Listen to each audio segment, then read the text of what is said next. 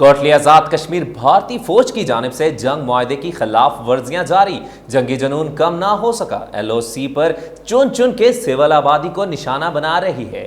گزشتہ ایک ماہ کے دوران مختلف سیکٹر پر گولہ باری اور فائرنگ کی، جس کے نتیجے میں متعدد شہری شہید اور زخمی ہوئے۔ دیکھیں محمد ندیم چودھری کی اسپیشل رپورٹ۔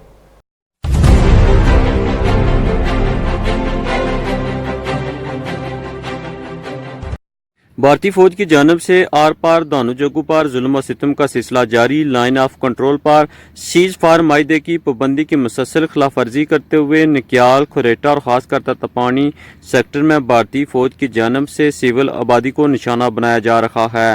معصوم بچے بھی بھارتی جارحیت کا نشانہ بنے۔ ایک ماہ کے دوران متعدد شہری شہید اور زخمی ہوئے، درجنوں مکانات تباہ، مال مویشیوں کو بھی شدید نقصان پہنچا۔ بھارتی گولہ باری سے سیڑا کالج اور اسپتال بھی محفوظ نہ رہا، تعلیمی نظام بھی متاثر۔ بھارتی فوج گولہ باری کر کے سول آبادی کو نشانہ بنا کر نسل کشی کر رہی ہے، اس کے باوجود لائن آف کنٹرول پر بسنے والوں کے حوصلے کم نہ کر سکی۔ اس گولہ باری سے ہمارا بی ایچ یو سیڑا، ہماری جامعہ مسجد سیڑا اور ہمارا گرلز انٹر کالج سیڑا متاثر ہوا ہے۔ تو انشاءاللہ پاک فوج کے ساتھ کھڑے رہیں گے، دشمن کے سامنے سیسا پلائی دیوار کی طرح سامنے کھڑے رہیں گے۔